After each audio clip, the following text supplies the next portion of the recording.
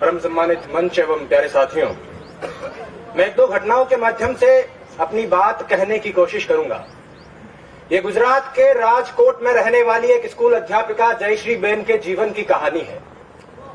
दुनिया की हर मां की तरह उस मां ने भी बहुत से सपने देखे, अपने इकलौते बेटे को खूब पढ़ाया लिखाया, अच्छी तालीम दिलाई। बेटा भी सफल हुआ, प्रोफेसर बन गया, डॉक्टर बहू से शादी हो गई, घर में पैसों की कोई कमी नहीं रही, जीवन में सब कुछ ठीक ही चल रहा था।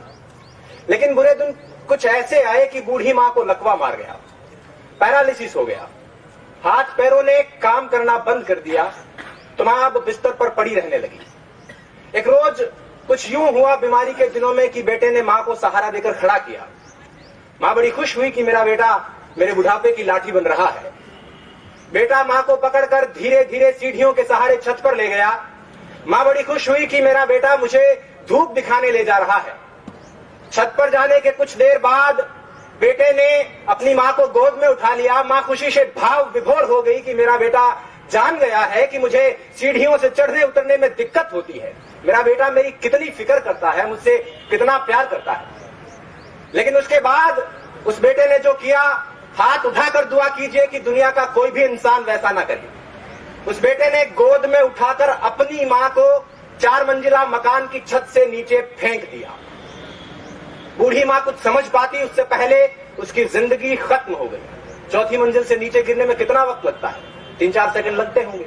लोगों को लगा कि मां छत से गिर गई होगी, लेकिन पुलिस पड़ताल और सीसीटीवी फुटेज से 3 महीने बाद पता चला कि मां मरी नहीं थी, प्रोफेसर बेटे ने मारा था।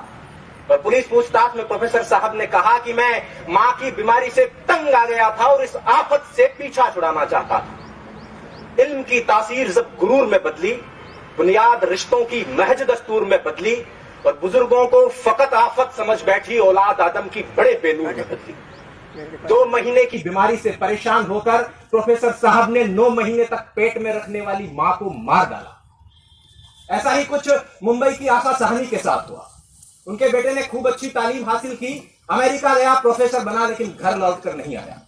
पीछे बूढ़ी मां इंतजार करते करते एक रोज बिस्तर पर सोते सोते ही मर गई और उसका जिस्म उसी बिस्तर पर पड़ा पड़ा कंकाल में बदलता रहा। बेटे ने 1.5 साल तक कोई खबर नहीं ली और बाद में जब घर लौटकर देखा तो उस बिस्तर पर उन दोनों के रिश्तों की तरह खोखला एक हड्डियों का ढांचा पड़ा था।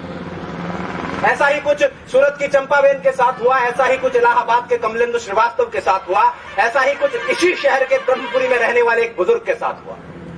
एक आध घटना हुई होती तो कहा जा सकता था कि उस मनुष्य की मनोवृत्ति में कुछ फर्क रहा होगा, कुछ विकार रहा होगा। लेकिन ऐसी घटनाएं बहुत सामान्य हो चली है, अखबारों में रोज यही खबर है।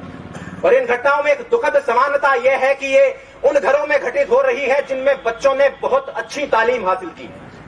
मुझे आज बोलने के लिए जो विषय दिया गया था वो ये था कि तालीम तो है लेकिन तहजीब कहीं खो गई है।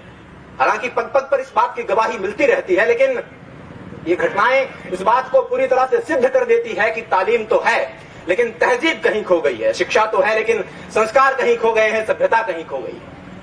अब प्रश्न यह उठता है कि ऐसी घटनाएं हो क्यों रही है, तहजीब खो क्यों रही है।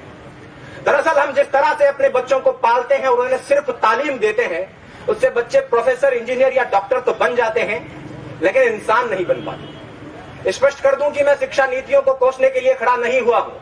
दुनिया के हर देश में शिक्षा नीतियां इसी तरह से काम करती है। अकादमिक शिक्षा का संस्कारों से सीधे तौर पर कोई लेना देना नहीं है। संस्कार देने का काम समाज करता है, परिवार करता है, माँ बाप करते हैं। और अगर संस्कार कहीं खो रहे हैं तो इसकी जिम्मेदारी उन्हीं की बनती है। बच्चा संस्कार कहां से सीखता है? घर से ही तो सीखता है। अब पहली बात तो यह कि बच्चों को घर में रखा ही नहीं जाता, और यदि रख भी लिया जाता है तो स्कूल में और घर में कोई फर्क नहीं रखा जाता। हम सब जानते हैं कि संस्कार सिखाने की उम्र में माँ बाप बच्चों को रट्टा मारना सिखा रहे होते हैं। एक रोबोट की तरह, एक मशीन की तरह बच्चों को प्रोग्राम कर रहे होते हैं और 20-25 साल बाद उस मशीन में रिश्ते, संवेदना, प्यार, सम्मान और संस्कार खोजने लगते हैं। और जब नहीं मिलते हैं तो परेशान होते हैं। तारे जमीन पर फिल्म का वो दृश्य याद कीजिए। माँ बाप बच्चे को बोर्डिंग स्कूल में छोड़कर रवाना हो रहे हैं। बच्चा पल्लू पकड़कर रोता है कि भीड़ में यूं ना छोड़ो मुझे, घर लौट कर भी आना पाऊं। माँ क्या इतना बुरा हूं मैं, माँ क्या इतना बुरा मेरी माँ। माँ बाप फिर भी निष्ठुर होकर चल देते हैं और जब बाद में बच्चा संवेदनहीन होने लगता है तो बहुत परेशान होते हैं। मैं ऐसे अनेक युवकों को जानता हूं जिनको उनके माँ बाप ने 7-8 साल की उम्र में घर से दूर अच्छी तालीम हासिल करने के लिए भेज दिया था। हालांकि इस बात में कोई दो राय नहीं कि वो अच्छा भविष्य बना लेंगे, अच्छा करियर बना लेंगे, लेकिन एक चीज जो मैं कई बार महसूस करता हूं वो ये है कि उनका अपने माँ बाप के साथ रिश्ता उतना मजबूत नहीं हो पाया है जितना सामान्यतः होना चाहिए। और यदि उनमें से कोई 20-25 साल बाद अपने माँ बाप को घर से निकाल देता है या वृद्धाश्रम में छोड़कर आ जाता है तो मुझे इस बात से कोई अचरज नहीं होगा। करता था तो क्यों किया, अब कर क्यों पछताए। बोया पेड़ बबूल का तो आम कहां से खाए। पहले जब प्यार बोया ही नहीं है, सम्मान बोया ही नहीं है, संस्कार बोया ही नहीं है तो उसके मिलने की उम्मीद क्यों करें। खैर, मैंने काफी समय ले लिया है। अंत में चलते चलते बस इतना कहना चाहूंगा कि जयश्री बहन तो छत से फेंके जाने के बाद नीचे गिरते वक्त कुछ सोच पाई थी या नहीं सोच पाई थी मुझे नहीं मालूम, लेकिन अगर आपके साथ ऐसा हुआ, भगवान ना करे ऐसा हुआ, तो आप ये जरूर सोचेंगे कि तालीम के साथ तहजीब भी दे दी होती तो इस तरह नहीं बढ़ना पड़ता।